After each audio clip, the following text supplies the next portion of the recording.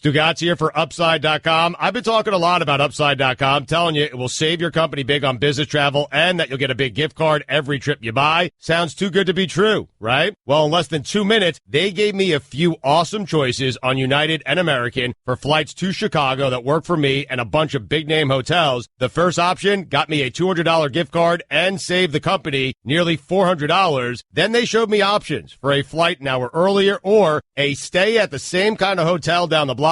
I'd get even more in gift cards, and the trip cost the company even less. Taking a business trip? You'd be crazy not to use Upside. Upside's the real deal. Got me a gift card for $200. Trust me, go to Upside.com today. Plus, when you use promo code Dan, you are guaranteed to get at least a $100 Amazon gift card your first trip. That's code Dan to get a $100 gift card free. Save big on travel and get a big gift card every trip. See what your next trip is worth today. Upside.com. That's Upside.com. Minimum purchase required. See site for complete details. America, it's time for some straight talk. You love your phone. Look at you. You hardly put it down. But you don't love that expensive wireless plan, do you? So what if I told you can keep that phone, network, and number 2 for a lot less? Well, this is me telling you. It's time to switch to Straight Talk, guys. Bring your own phone and get unlimited plans starting at just $45 a month on America's largest, most dependable 4G LTE networks. Straight Talk Wireless. Only at Walmart. Savings may vary. Please refer always to the latest terms and conditions of service at straighttalk.com. This is the Dan Le Batard Show with the Stugotz podcast. So I come in today thinking, thank God Israel Gutierrez is co-hosting the show with me because I had a rough weekend. My voice is shot. We had our big lacrosse tournament over the weekend up in Maryland. The Summer Classic was a lot of fun. Girls did very good. We'll get to that in just a second, and we'll get to the NBA Finals Game 5 tonight on ESPN Radio and, of course, on TV on ABC. But I was very thankful driving in this morning because, again, I'm tired. I got in late last night. Lacrosse tournament.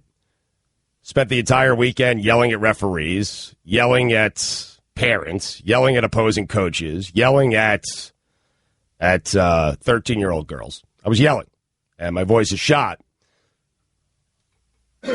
But I was fortunate and grateful that Israel Gutierrez was going to be with me this morning until I realized he's in worse shape than I am. Disaster. He had a wedding last night. He was out late. He has showed me videos of him with a bucket on his head DJing at the wedding. He has showed me pictures of him dancing at the wedding. He was drinking a lot. He's wearing a onesie, and he has pink eye. I don't think it's pink eye, but my eye does not look great. There is a Bob Costas situation happening in the studio, and we were just discussing here that even if you think you have pink eye, which I don't, you walked in today saying there might be a pink eye situation. Do you owe it to your coworkers to at least inform them in advance? Because pink eye is very contagious. Is it? Very contagious.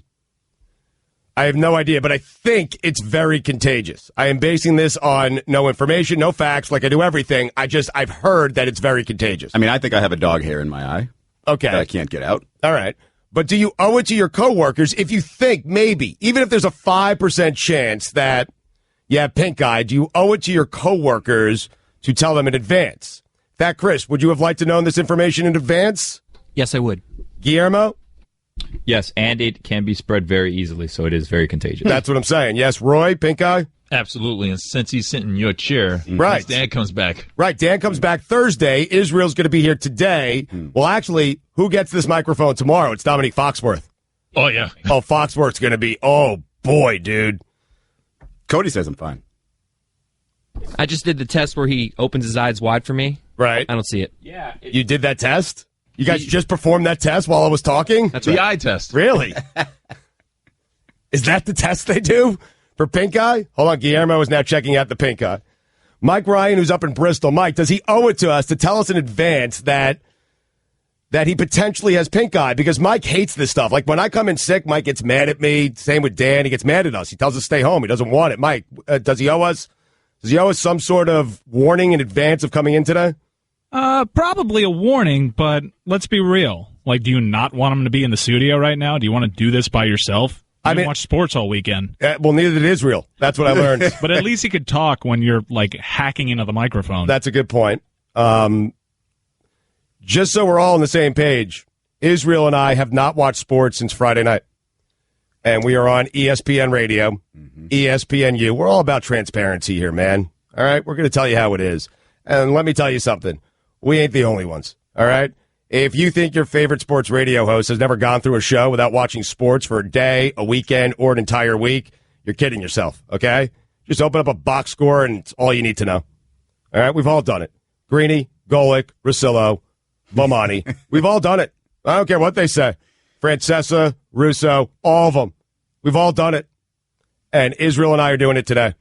I didn't watch sports. I did not watch Game 4. I didn't watch sports until last night when I watched the hockey game. I did watch Game 4. Okay. I did. My no sports weekend started on Saturday. All right. So I'll give you that much. Okay. So we got a Game 5 tonight. What was your because I want to get to the lacrosse tournament and some stuff that happened because our listeners always love the stories that I have from our lacrosse tournaments. But we do have a Game 5 tonight, and I want to get to that right off the top here. What was your reaction to the Cavaliers? They're down 3-0. We talked on Thursday. I think everyone was just kind of assuming the series was over. I know I was. I thought there's no way after that Game 3 performance, Cavs blow a 6-point lead, 3 minutes to go. They don't score a basket the rest of the way. Golden State with an epic comeback. They go up 3-0. They start talking about 16-0, start talking about history. Then the Cavs did something that I don't think anyone expected except maybe themselves. I'm not even certain they expected that. But they come out with a big Game 4, hit shots from all over the place. Series got chippy. It was interesting. It was an entertaining game that I didn't watch.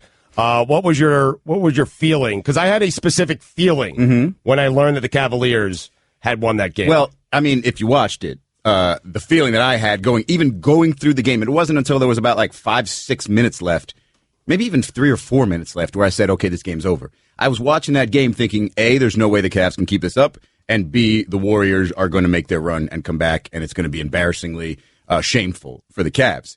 And so when they just kept it up and kept it up and kept it up, and they ran away even at the end, I was pretty shocked that they even had that in them, that they had the fight in them and then the ability in them. Right.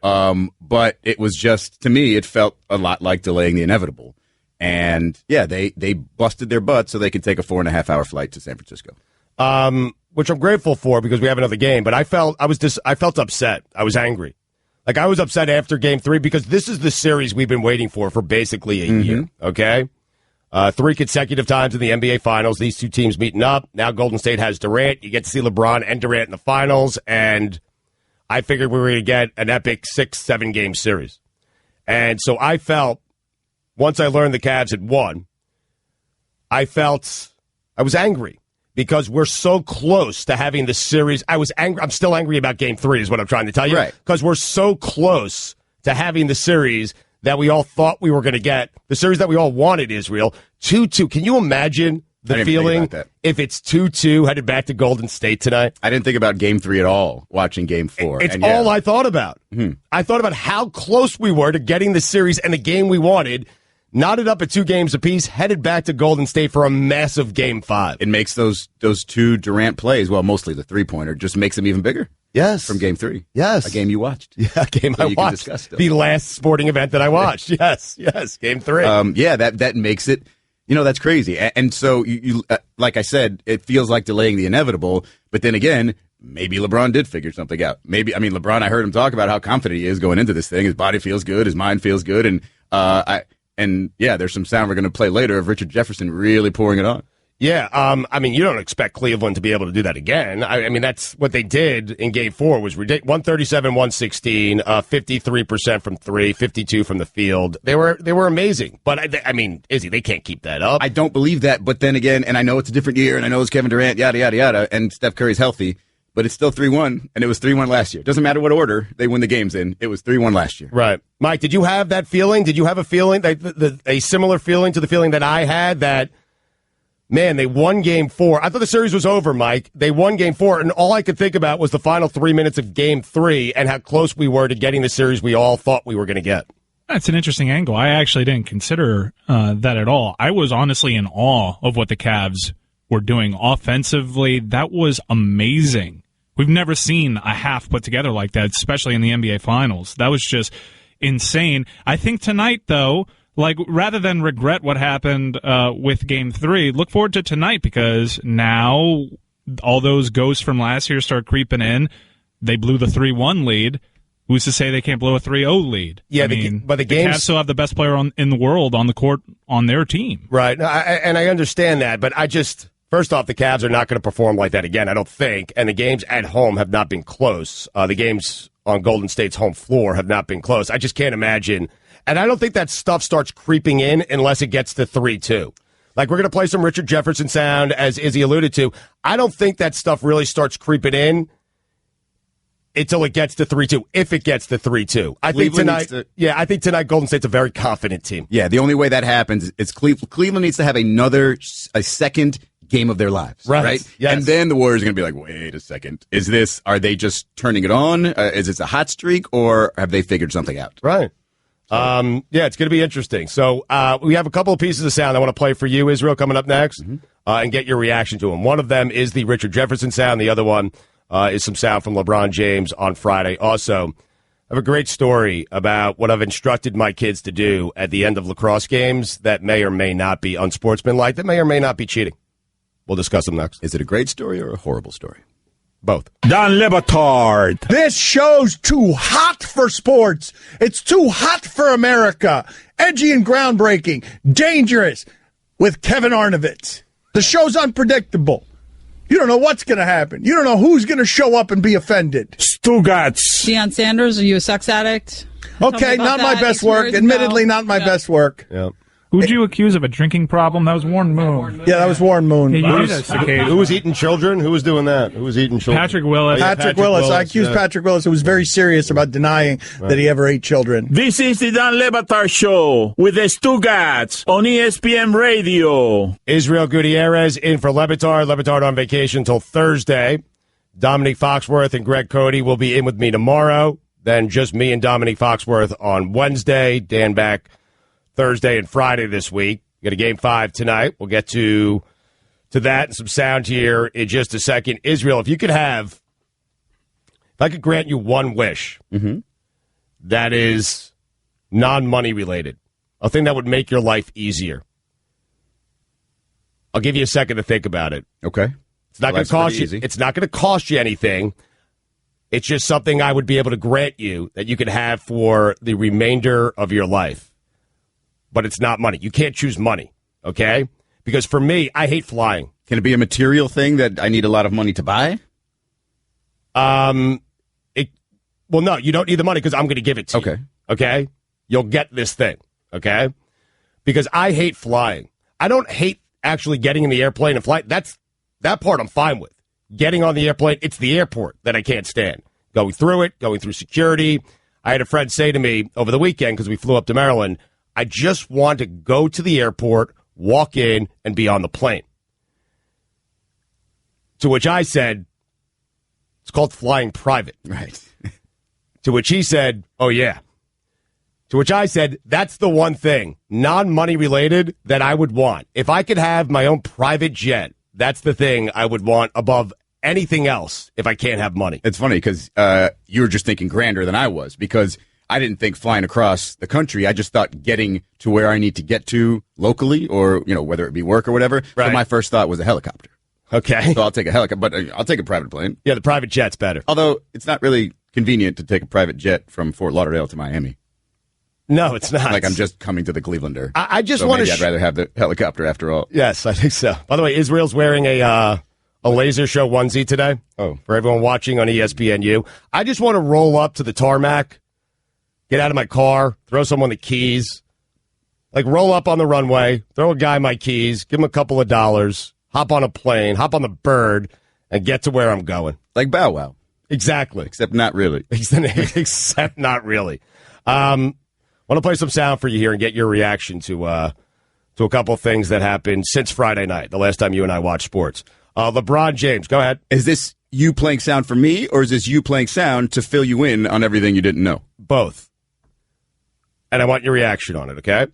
Here's LeBron James, something we discussed a lot last week. LeBron James talking about comparing his career to Kevin Durant's. I don't think that our careers are the same as far as changing teams. You know, their team was already kind of put together, and you just implement a guy that's ready to sacrifice, a great talent, a guy that's willing to do whatever it takes to help the team win. But that team, they knew what they were about, and he just had to come in and just do what he had to do, and that's what he's been doing. For me, when I left here to go to Miami, we had to build something. You know, we brought in, 8 or 9 guys, and we had to build something. And when I came back here, we built something again. But I can definitely appreciate the simple fact of him either reshaping his game or just sacrificing maybe some shots here, sacrificing having the ball in his hands, all the time. Who wouldn't want to sacrifice playing on a Golden State team or a San Antonio team or a Cleveland team when you know the ultimate result can actually compete for a championship? So I heard that sound, Israel, and I thought what I said to you last week, which was, and I'm glad LeBron said this and lent his voice to it rather than me just gasbagging about it. They're the way I experienced that soundbite, yeah, it's completely different. He tacked himself on to a team that was already great. There's 2 things happening there. One, LeBron is saying, no, these are completely different. I got together. I didn't join a championship team. We literally put an entire new team together, and it took us a minute to figure it out. Kevin Durant is joining a team that's already great. That, and he's sending a message to other players. Hey, when he says who wouldn't want to join a team like Golden State, I think that's a message like Paul George and other guys, because LeBron will do this. He'll do this, where it's like, hey, you should probably take less. Forget about the Lakers. Forget about that. Come play with me. That's what I got from that piece of sound. I didn't make that leap. Okay. I didn't make that leap, but it sounds very LeBron. Right. He's thinking ahead. He's a smart dude. Yep. And maybe that's him saying, yeah, like, if the Warriors win, they're going to be trouble for a long time. Yep. They've already been ready. KD fits in perfectly.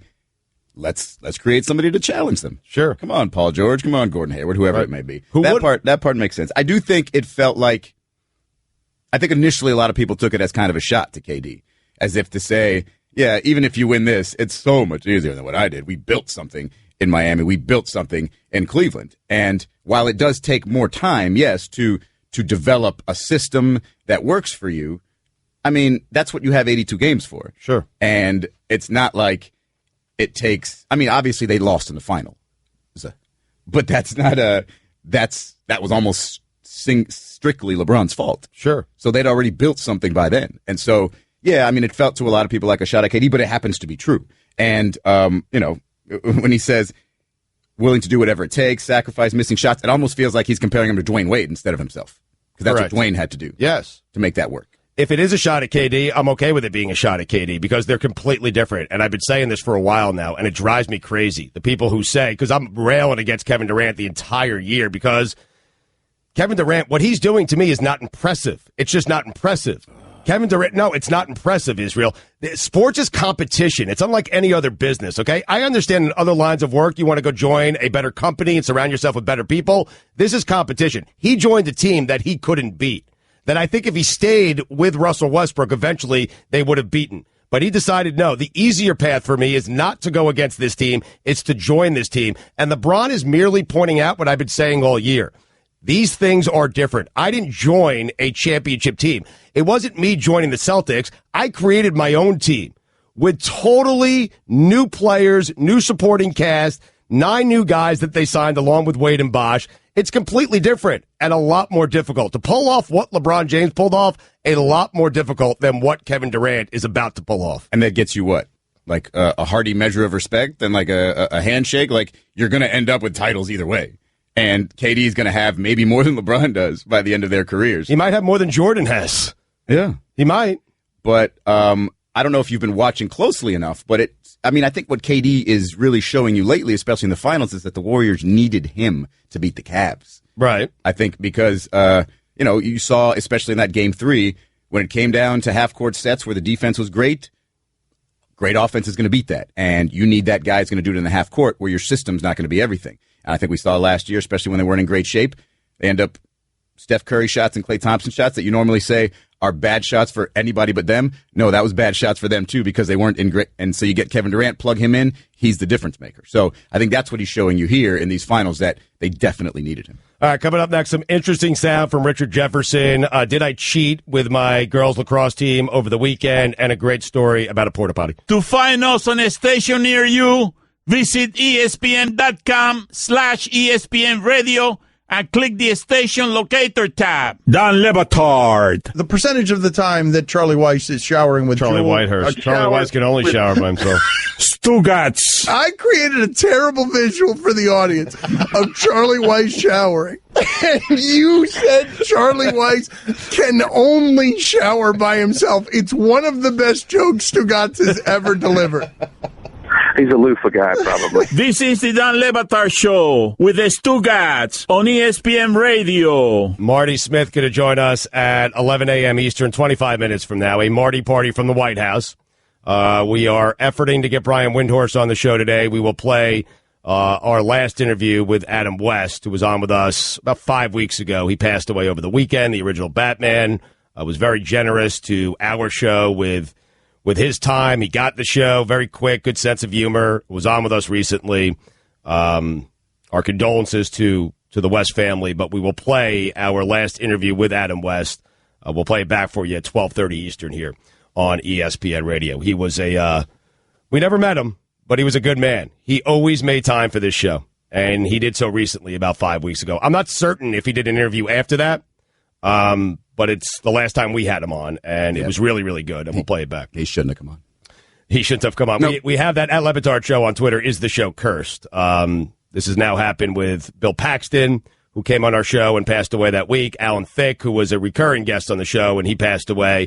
And now it has happened to Adam West. And Allison, our guest booker, who is fantastic, she's running out of options because people are now aware of the curse of the Le Batard Show, and people are not wanting to come on the Dan Le Batard Show out of fear for their lives. She's so good at her job, it's like the universe is just creating challenges for her. Roy, what are you laughing at over there? Out of fear for their lives. Yes, fear for their lives.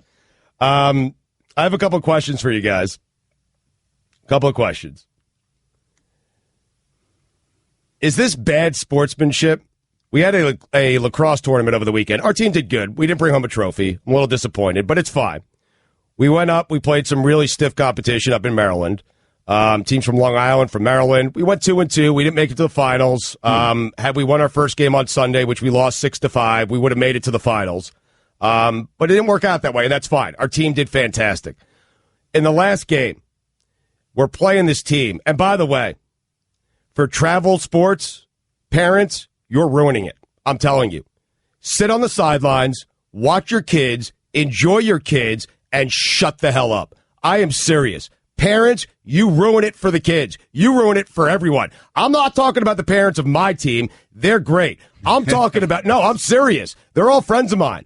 I'm talking about these entitled lacrosse families up in Maryland who think that's the only place they play lacrosse. Get over yourselves, okay? We're just as good as you. Deal with it.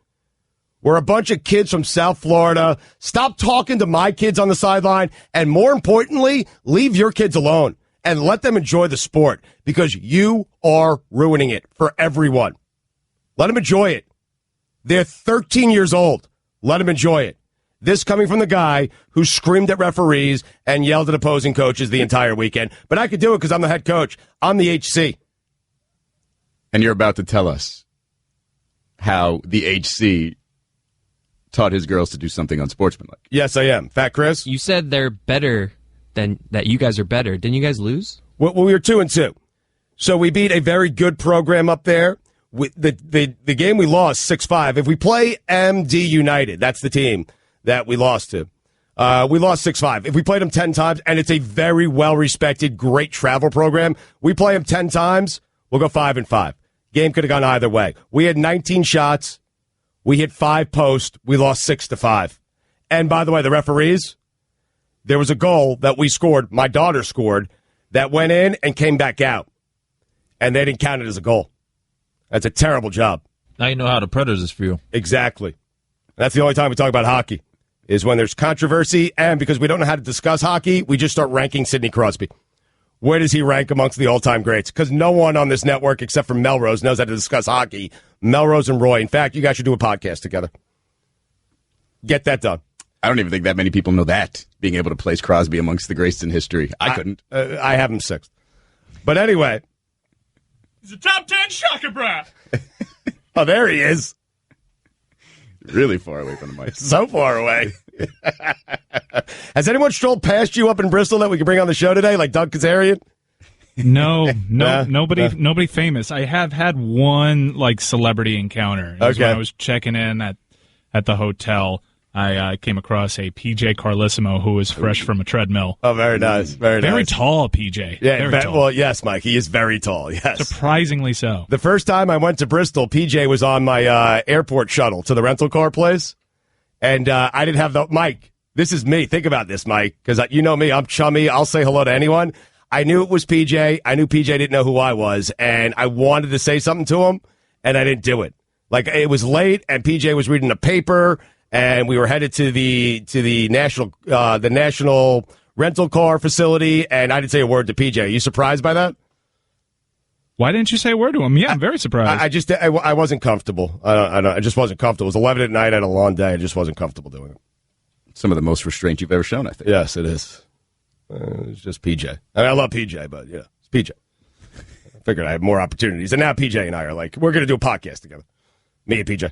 Because the only two people who know how to talk about hoops on this network is me and PJ Carlissimo. That's it. They're the only two people. So what I've instructed my girls to do, Mike, I'd be interested in your thoughts on this, all you guys, okay? And I got more on youth sports, by the way. I've been dying to do this. I'm not going to do it today, but maybe tomorrow with Dominique. Because the parents and the people who run these programs, seriously, you are ruining it for the kids. It's terrible. It is awful. And you should all be ashamed of yourselves. All of you. Stu, no one can relate to anything that you're saying about lacrosse. Like, nobody. Well, you can relate to this, Mike. This part you can relate to. So, Mike, here's how the game worked. 22.5-minute running time, okay? No timeouts. So, last game yesterday, our fourth game, final game, we have no shot of making it to the championship game. But the team we're playing, if they win, they go to the championship game. So we're playing spoilers. And I told my team that before the game because you got to look for any competitive edge you can get when you're going into a game, all right? And so my team knew we were playing for nothing, so I found something for them to play for. And what I explained to them was, you win and you ruin this team's day, okay? If you beat them, they don't go to the finals, you ruin their day. Now, again, there were no timeouts. The clock is always running. So, Israel, here's what I did. It's an 8-8 game. One of the best players on our team, she scores a goal with about 65 seconds to go. Minute 5 left on the clock.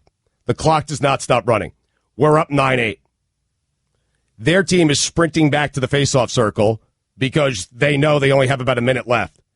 I am telling my team to walk slowly back to the faceoff circle. As slowly as possible. Did he play?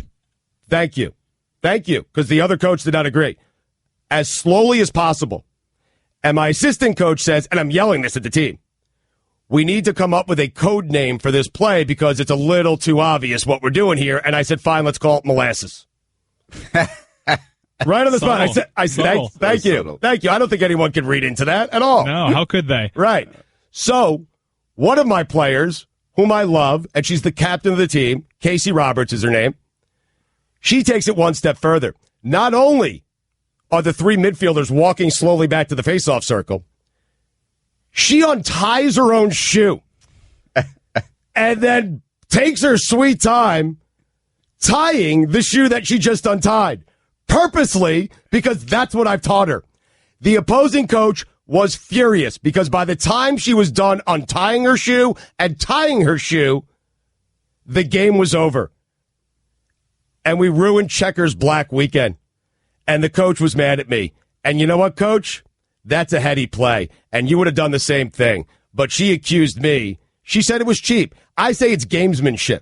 She said it was bad sportsmanship. You going to change the name of the play to shoelace now? I don't know. So nobody knows what's... It's a good play, though. No, I think it's unsportsmanlike. Gamesmanship or unsportsmanlike? Put it on the poll at Le Batard Show on Twitter. We have a play. It's called molasses. And all it means is take your sweet time getting back to the faceoff circle so we can kill some clock and walk away with a W. And that's what we did. And that's why I'm a great HC. Dan Le Batard. Yanni Adebabubu. Stugotz. Giannis Adebabumbo. This is the Dan Le Batard Show with the Stugotz on ESPN Radio. Most annoying trait, most annoying habit by a professional athlete in the history of sports. I'm all in with Rafael Nadal picking his wedgies. Now, do you include... That's a great one. That's a fantastic one. It's so annoying. Thank you. Top of my list. I mean, just stop, dude. You're on national TV. It's every single point. Mike and I have discussed this. Mike, you agree, right? Rafael Nadal, Rafa, picking his wedgies, most annoying habit in the history of sports, no? Super distracting. Yes. It takes away from his greatness, honestly. Yes. It's not even the wedgie picking part that is that annoying. It's the fact that he always follows it up with a hand to the nose. It's like, yes. Are you picking a wedgie or are you checking yourself? Like, I have no idea. Is a wedgie just a way for you to get to smelling it? Maybe. What's worse? Put it on the poll, Billy. Picking the wedgie or smelling your fingers after picking the wedgie? Go ahead. I mean, it's easy. No, but you had more. It seemed like you had that more was than it. Okay. That was my thing was, are you including the smell afterward? Because that would be my annoying trait or habit more so than the wedgie picking. Isn't that the most obvious poll ever? Like, obviously, smelling it is far worse than picking a wedgie. Well, do we know that he's actually smelling the fingers? Put that on the poll. Is it subtle? Is Rafael Nadal smelling the fingers after he picks a wedgie? Yes or no? Marty Smith could have joined us from the White House. He's with Clemson. They are visiting the White House today. Mike, this has the potential to be, because you're up in Bristol and I'm left to my own devices. Like, this has the potential to be clunky. What are we doing with Marty today? Just a Marty party at the White House? That's it? Yeah, we're checking in. The same thing we always do with Marty. Just roll the dice. Okay. All right. Marty's going to own the White House, man. Like, Marty don't care. Marty's going to do what Marty wants to do. Israel, I want to play, what do you got? Go ahead. What's annoying is Tom Brady. And this isn't like a habit that he does every single game, but his let's go, his high-pitched let's go. Yes. So annoying. Yeah, it's very annoying. Very annoying. It is. Listen, I'm telling you, I feel like I got pocket aces here. Yeah. I got Rafael Nadal picking his wedgies after every single point. I feel like I got pocket aces. Someone on Twitter, at Le Batard Show on Twitter, at Stugotz790. You should try a segment called True Gots, where Stu tells two lies and a truth, and you have to guess which one is the truth. How will we prove that it's true? That's a good point, but I like that idea. There's an idea in there somewhere. Guillermo, get on that. It's a good idea. Stugotz, are you saying that that's like the nastiest habit in sports, Rafael Nadal's wedgie picking? I am saying it's the most annoying, nastiest habit that any individual player has had in sports history, yes. Player. Like, remember the German national soccer coach, Joachim Low, like he's always eating his boogers. Oh, that's right. No, he went even deeper this time, didn't he? Literally. Was that a different coach?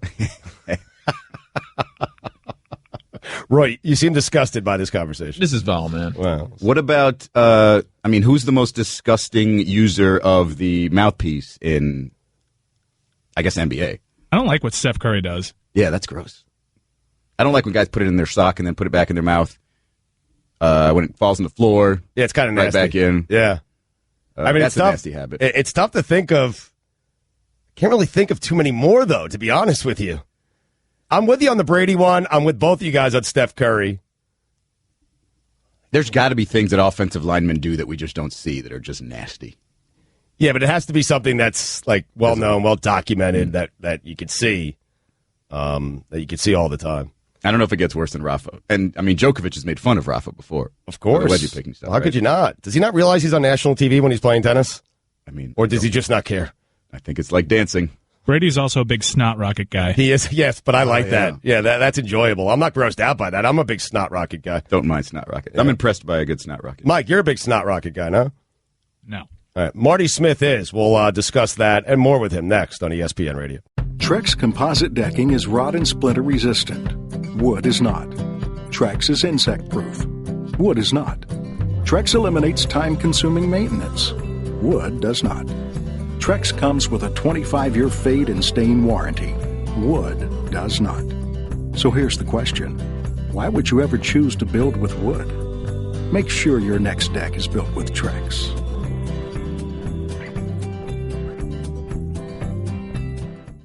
And now, insurance-minded speeches from Geico. Hardship. My grandmother would go through it every month to pay her insurance bill. First, she would handwrite a paper check, in cursive. Then, using her own tongue, she would wet a stamp for an envelope. Today, however, we need not weary our hands and tongues. Today, we can pay our Geico bill with the Geico app. Away with hardship, in with bill pay on the Geico app. Thank you.